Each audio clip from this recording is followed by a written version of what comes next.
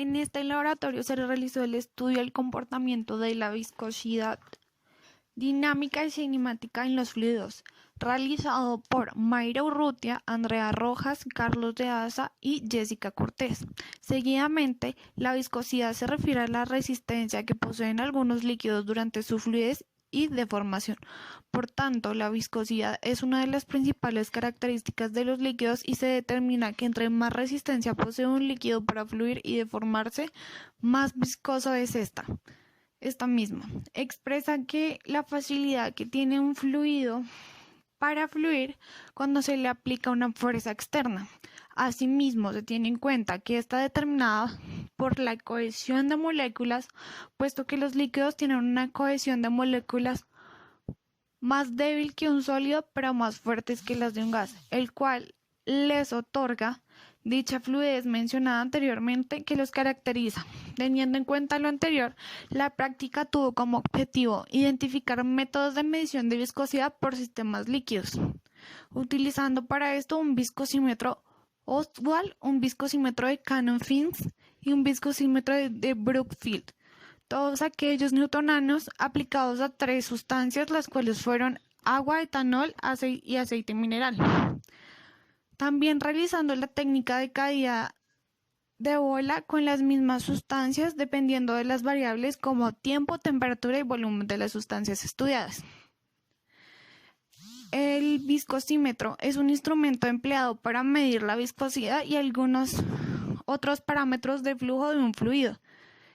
Este cuenta con 2 marcas de referencia, el cual cuando el fluido pasa por aquellas solo se tiene en cuenta el tiempo que tarda para poder calcular la viscosidad que tiene el fluido. Este tiempo depende de varias variables mencionadas anteriormente. Seguidamente podremos ver mencionados los materiales y la metodología de este laboratorio. A continuación vamos a encontrar los equipos y materiales que fueron utilizados para este laboratorio. Entre los equipos encontramos el viscosímetro Cannon-Fenske, pignómetro, termómetro, baño de María, balanza analítica, y entre los materiales encontramos probeta de 100 mililitros, vaso de precipitado de 500 mililitros, soporte universal con pinzas que sean adecuadas para el viscosímetro, pipeta de 10 mililitros, una pera, calibrador, balines, un cronómetro, un frasco de lavado, agua destilada y almidón.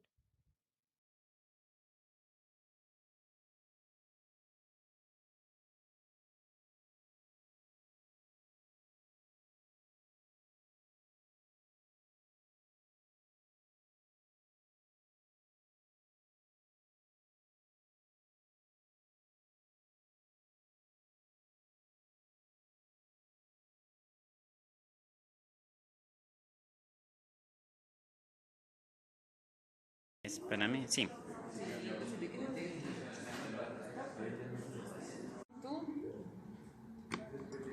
Ya.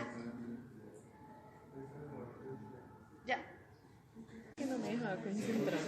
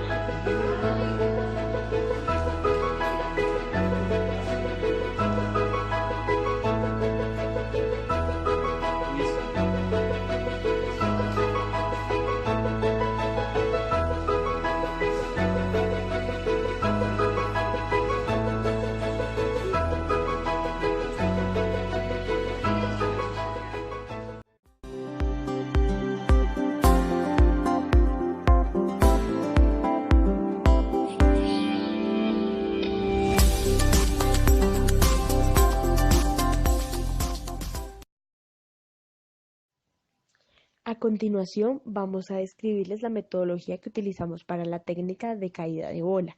En primer lugar, realizamos 2 marcas en la probeta que correspondían a la altura a medir. En segundo lugar, introdujimos el líquido a evaluar hasta la altura marcada en la probeta y después se midió la temperatura de la sustancia. En tercer lugar, elegimos una bola de trabajo donde determinamos su respectivo diámetro, peso y densidad. A continuación de esto, se dejó caer la esfera y se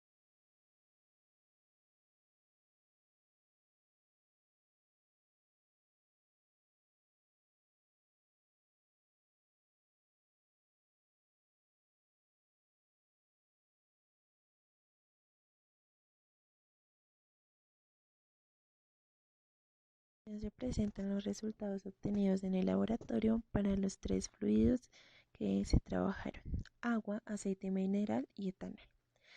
Estos líquidos se sometieron a 2 condiciones de temperatura diferente. En primera instancia a 20 grados centígrados cercanos a la temperatura medioambiental, y a 42 grados centígrados. Después de esto también se realizó el cálculo de las 3 repeticiones en la toma de los tiempos y se realizó un promedio para cada uno de estos, como se observa en la tabla. Se debe tener en cuenta la diferencia entre los segundos y los minutos para cada uno de los análisis.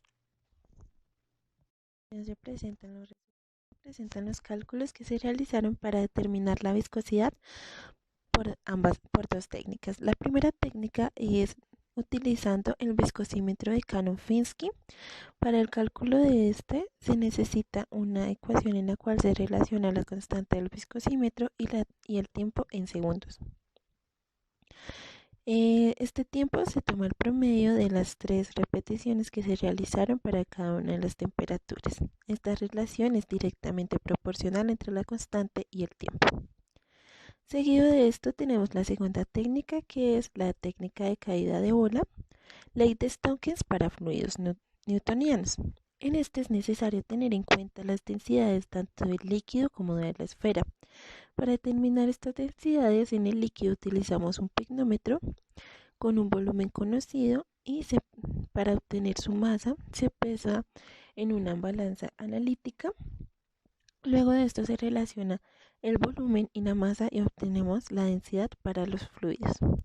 En el caso de la esfera se tiene en cuenta la ecuación necesaria para determinar su volumen y el peso se toma nuevamente en una balanza analítica.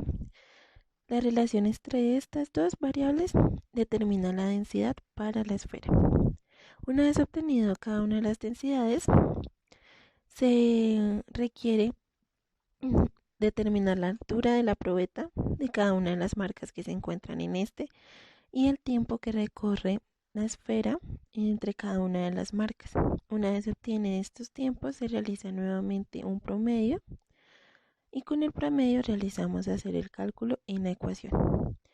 Para realizar la ecuación también debemos tener en cuenta el diámetro de la esfera, ya que con esta podemos hallar el radio, y ahí a continuación se muestra la ecuación necesaria para hacer este cálculo.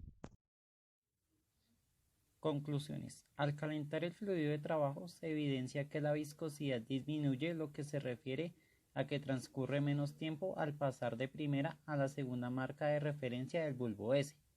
La disminución de viscosidad se relaciona con el coeficiente de viscosidad, ya que ésta será más baja y a su vez con el tiempo transcurrido del fluido en medio de las marcas de referencia del bulbo S, y se ve demostrada en los cálculos que se vieron anteriormente.